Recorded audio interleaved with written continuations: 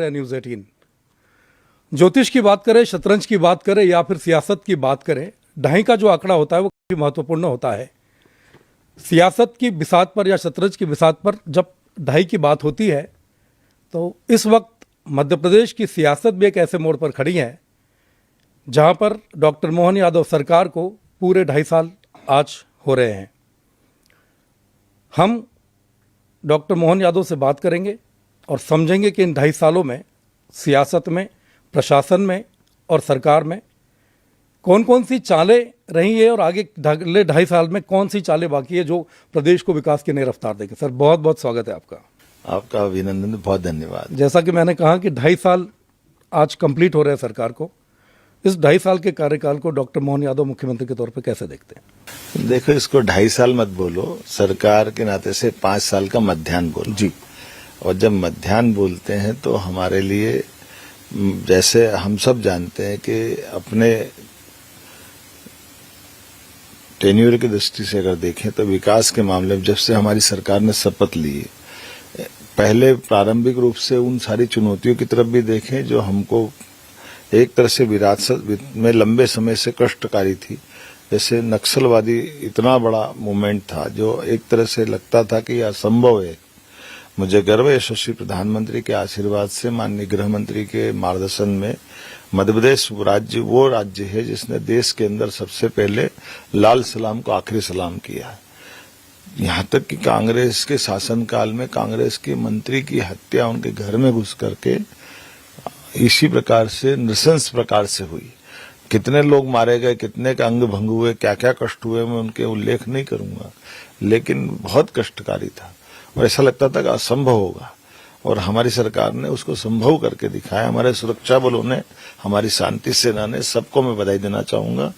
इसी प्रकार से डेवलपमेंट के कामों को लेकर के भी, चैलेंजिंग कामों को लेकर भी मध्य प्रदेश ने सब प्रकार से क्षेत्रों में काम किया और सफलता के साथ। उदाहरण के लिए यूनियन कार्बाइड का कचरा जलाने का मसला, ये भोपाल की वो मरा हुआ बच्चा जिसकी आंख खुली हुई है, देख करके डरावना। जब भोपाल खोलते गूगल पे तो उस बच्चे का चित्र दिखता था।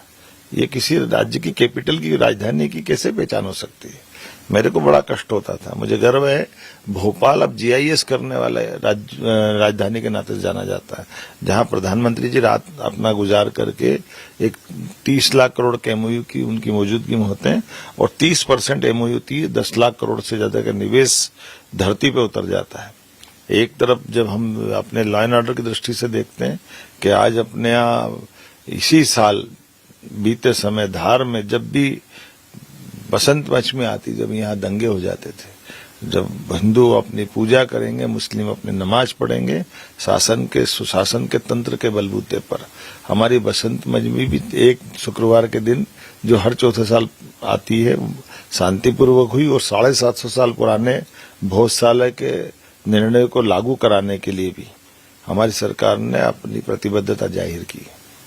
ऐसे कई निर्णय, जिस निर्णय के बलबूते पर हम अपने बीते वर्ष पर गर्व कर सकते हैं। लेकिन ये बात भी सही कि राज्य इतना बड़ा है, विविधता इतनी है, यशस्वी प्रधानमंत्री के नेतृत्व में भारत से दरकार जितनी है, उससे ज्यादा की आवश्यकता मध्य प्रदेश को भी आगे बढ़ने की है।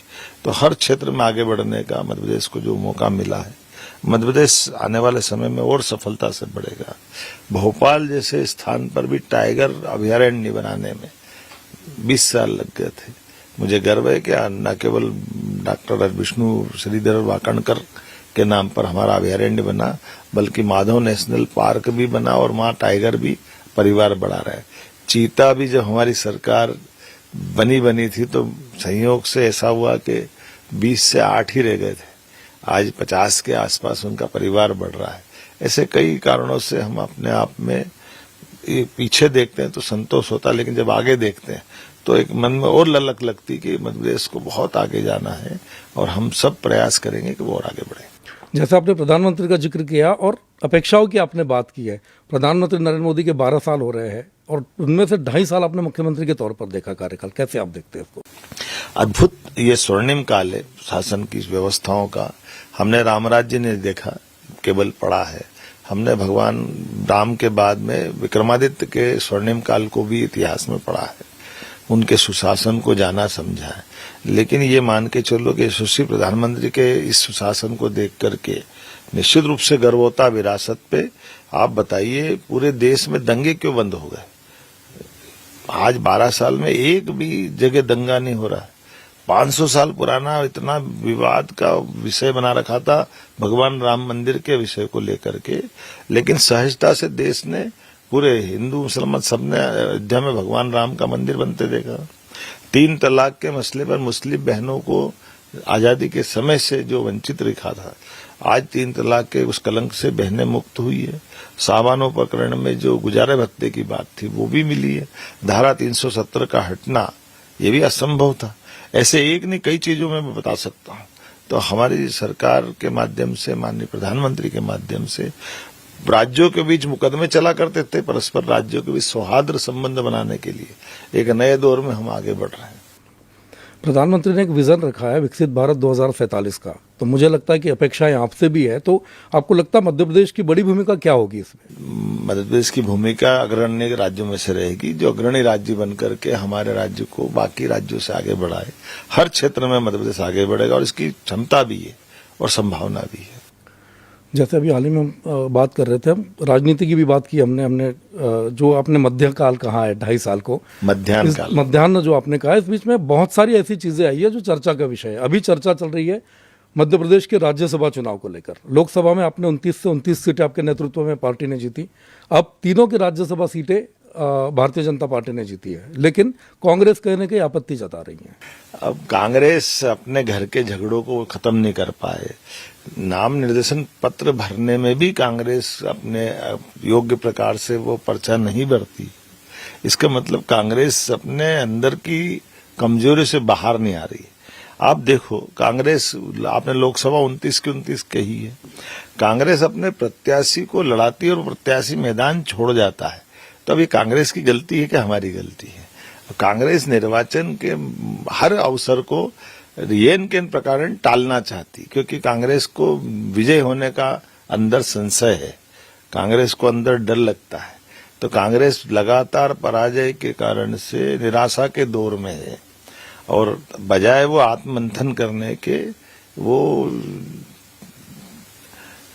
हटो भगो और बचो इस मार्ग पे चल रही है।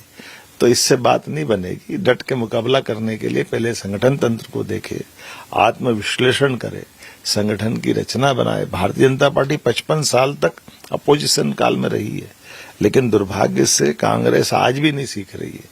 कांग्रेस आज भी येन केन प्रकार सत्ता की जो उनकी अभी तक चाशनी लगी हुई मुंह से, वो हटती नहीं है। जैसे कहते हैं कि डर के आगे जीत है, तो कांग्रेस के साथ आपको लगता है उल्टा होता है कि जीत के आगे डर है, डरे रहते हैं? आप बताओ ना, उनके 62 विधायक राज्यसभा में वोट देने वाले थे, वो 75 सीट का प्लेन लाते और 25 विधायक बैठने को तैयार नहीं होते। अब इसको क्या बोलोगे आप? प्रत्याशी का फॉर्म भरने के लिए वो फॉर्म ढंग से नहीं भरते, प्रत्याशी को चुनाव में लड़ा नहीं पाते हैं। 4-4 उम्मीदवार यहाँ बैठे हुए राज्यसभा में, 5वां दिल्ली भेज देती है। उसको येन केन प्रकार कैसे फॉर्म भरने के साथ गलतियां करते हैं। तब ये क्या करेंगे? इसके लिए कांग्रेस ही जवाब देगी, हम क्या बोले इसका। जैसे कहते हैं कि इस समय मध्य प्रदेश जो है बीजेपी की या राजनीति की एक नई प्रयोगशाला बन गया है। कांग्रेस को आप कहाँ देखते हैं? आपको लगता है आज अगर चुनाव होंगे तो कांग्रेस कहाँ रहेगी या भाजपा कहाँ रहेगी? भाजपा और आगे बढ़ेगी, कांग्रेस और दुरावस्था में जाएगी। अब आप ही बता रहा हो ना कि मैंने कहा ना फॉर्म भर सकते, ना मैदान में लड़ सकते। तो कांग्रेस के लिए मैं दया ही करने की बात करूंगा। कम से कम मेरी सद्भावना है कि कांग्रेस का पोजीशन के लायक बचे। कुछ चीज़ों की हम बात करते हैं, आपके निर्णय बड़े चर्चित होते हैं। एक तो सबसे बड़ी चीज़ है कि निर्णय आप लेते हैं, जैसे आपने राज्यसभा चुनाव में भी कहा था कि सीट आएगी नहीं तो जाएगी कहाँ। निर्णय आपके होते, जैसे 2 बच्चों को लेकर आपने निर्णय किया, क्या सोच थी इसके पीछे? बड़ा महत्वपूर्ण विषय। देखिए, हमको समसामयिक समय पे चलना पड़ेगा। आज की जो आवश्यकता उसको देखना पड़ेगा। आज दुनिया का सबसे युवा देश भारत है, लेकिन एक समय के बाद हमारे यहाँ बूढ़ों की संख्या बढ़ेगी, तो भविष्य में हमको फिर किस तरफ बढ़ना पड़ेगा। हमारे संसाधनों के साथ हम अपनी इस विरासत में भी ये जो नियम है उन नियम को पुनर्वलोकन करने की आवश्यकता है। और मुझे गर्व है कि हमने वो नियम बदल दिया कि कोई जरूरत नहीं, 2 बच्चे 3 बच्चे क्या, जो बच्चे होंगे जिसकी सक्षमता है वो अपने बच्चे रखे, सरकार उसको योजना से क्यों रोकेगी, कानून बना के क्यों रोकेगी। इसलिए संशोधन कर दिया, उसमें गलत क्या है। लेकिन ये बात भी सही कि मुझे लगा बीआरटीएस खराब है तो बीआरटीएस को हटाना चाहिए, तो हटाया हमने। हमको लगा कि ये रीजनल इंडस्ट्री का एन्क्लेव करना चाहिए, तो हमारे अपने हर राज्य के अंचल में उद्योग क्यों नहीं लगना चाहिए, लग रहे हैं। हमको लगा सांदीपनि विद्यालय बनाना चाहिए, हमारा बच्चों का ड्रॉप आउट 0 होना चाहिए, तो 5वीं के अंदर हर बच्चों को स्कूल में जाने का मौका बहुत अच्छे रहे तो इसीलिए इस प्रकार से जहां निर्णय लेना है, हमको लगता है कि हाँ, हमको इस निर्णय से एक सकारात्मकता का संदेश जाएगा और उतना ही कठोरता के साथ कोई गलती होती तो हम हमारे राज्य में इस बात को छूट नहीं देते हैं। हमारे यहाँ अगर आईएएस अधिकारी भी गलती करता तो उसको सस्पेंड करने का रिकॉर्ड हमारी सरकार ने बनाया है। और अच्छा काम है तो प्रोत्साहन देने का काम भी है। शासन के तंत्र को सुशासन में बदलने के लिए हम अपने लिए कठोर और जनता के लिए नरम, ये भाव लेके चलते। आपने किसान कल्याण वर्ष घोषित किया 2026 को, किसान कैसे फायदा इसका उठा पाएंगे? किसान के लिए एक चीज नहीं है कि केवल फसल है, किसान के साथ जीवन का समग्र रूप से 16 विभागों को इकट्ठा करके उनका अलग अलग प्रकार से मछली पालन, दूध उत्पादन, प्राकृतिक खेती, ऐसे उसके अपने आवास की व्यवस्था, फसल उत्पादन में, फूड प्रोसेसिंग में, कोऑपरेटिव में, हर प्रकार के विभागों से जोड़ करके किसान की समृद्धि का मार्ग हमने लिया है।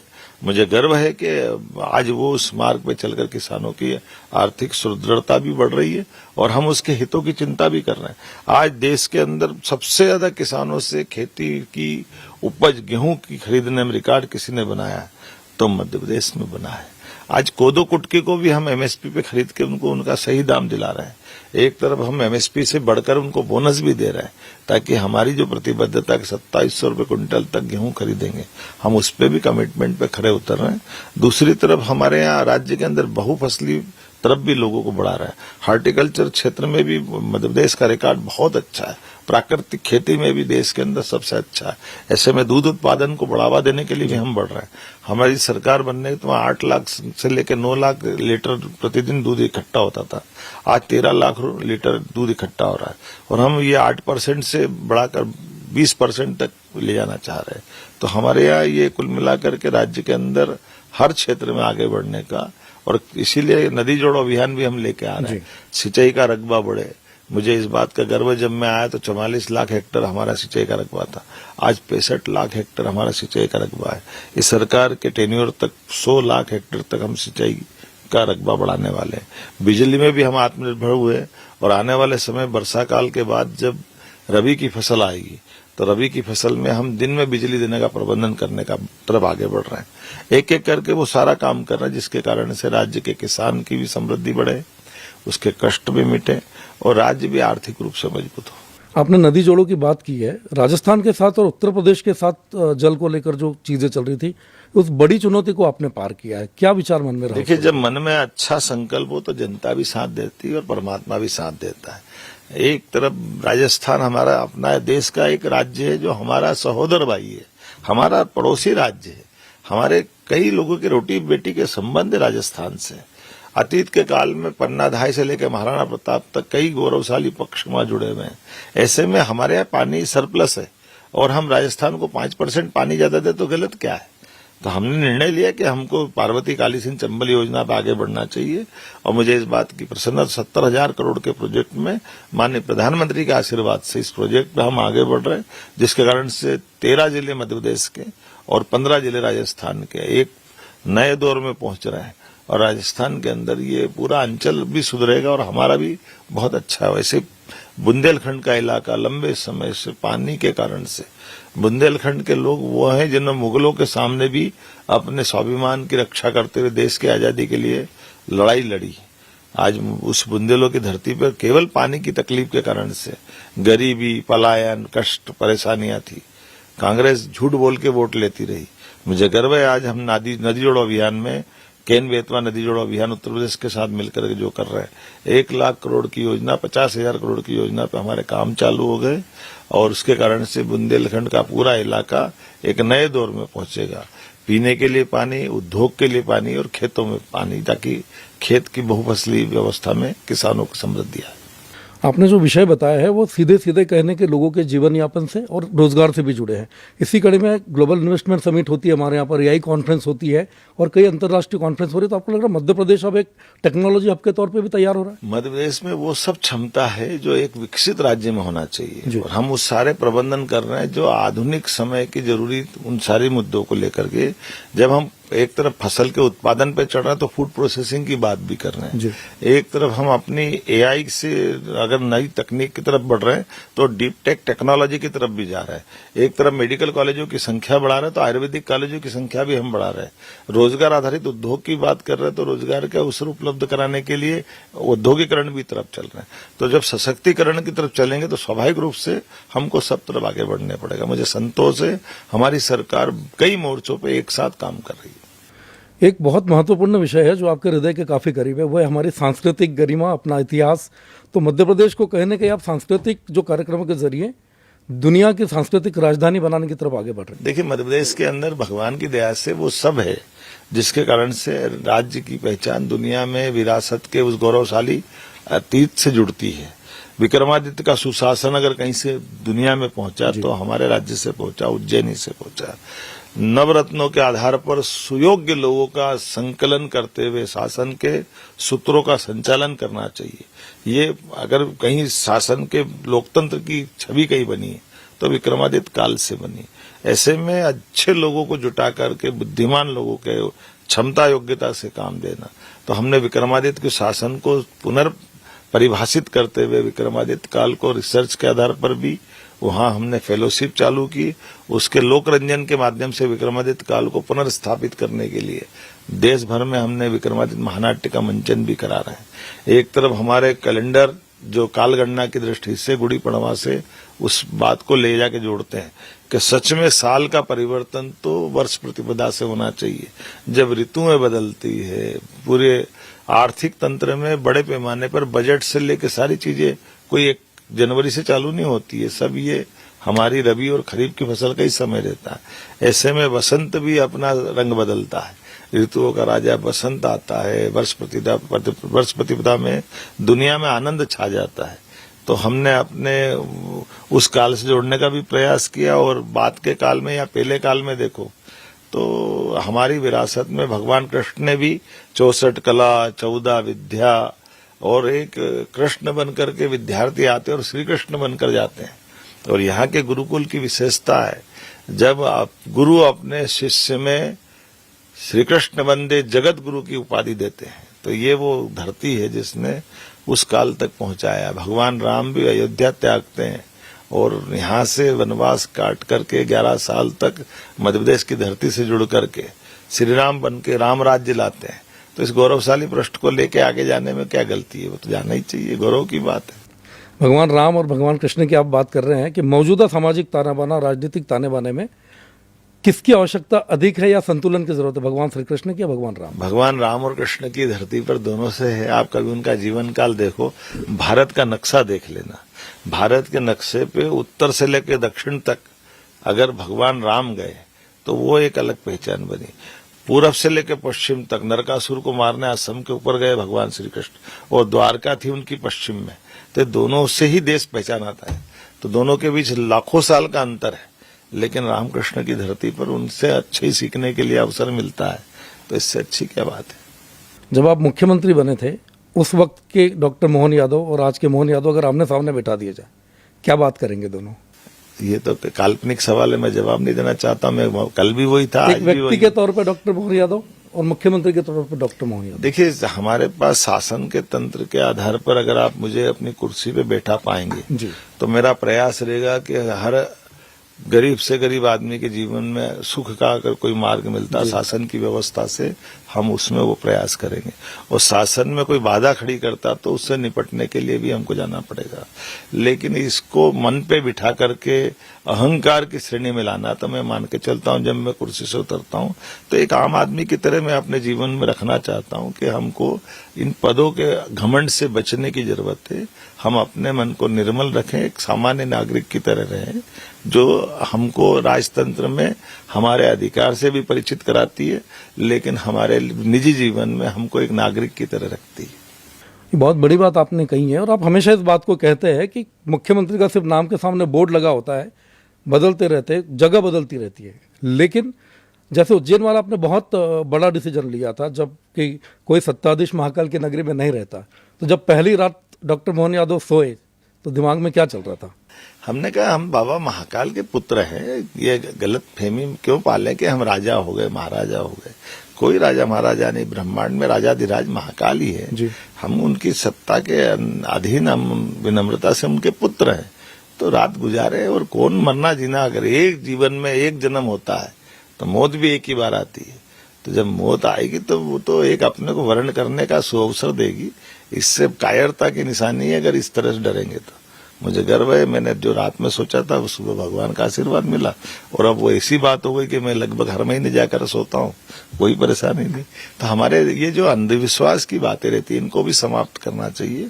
जो काम करने का मौका, उसमें काम करने में माननीय प्रधानमंत्री जी आदर्श है, ताकि वो अहरनिश 25 साल से एक भी छुट्टी लिए बिना काम करते हैं। हमारे लिए आदर्श है और हम उनको इस तरह से फॉलो करते हैं। आखिरी प्रश्न है मेरा, अभी जैसे आपने कहा कि 2.5 साल का मध्यकाल है, उसके बाद अगले 2.5 साल के लिए क्या रोड मैप रहेगा, क्या विचार रहेगा? कुछ नई दशा दिशा प्रदेश की किस दिशा? देखो, देश में राज्य मध्य प्रदेश अग्रगण्य बने, अग्रणी भूमिका रहे, नंबर 1 का राज्य बने हर क्षेत्र में। हमारे राज्य में आज मुझे गर्व है कि 2.5 साल में पूरे देश में सबसे कम बेरोजगारी की दर कहीं है तो मध्य प्रदेश में। सबसे अच्छी उत्पादक क्षमता तिलहन में, दलहन में अगर कहीं है तो मध्य प्रदेश में है।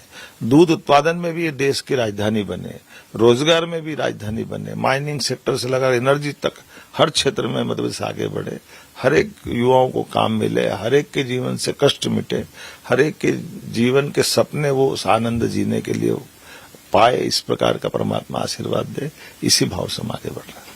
ये है मध्य प्रदेश के मुख्यमंत्री डॉक्टर मोहन यादव जी। बड़े बेबाकी से उन्होंने अपनी बात सामने रखी है और ये कहा कि जब भी विजन 2047 की बात होगी तो मध्य प्रदेश उसमें अग्रणी राज्यों में शामिल होगा। सर बहुत बहुत धन्यवाद बात करने के लिए। बहुत धन्यवाद।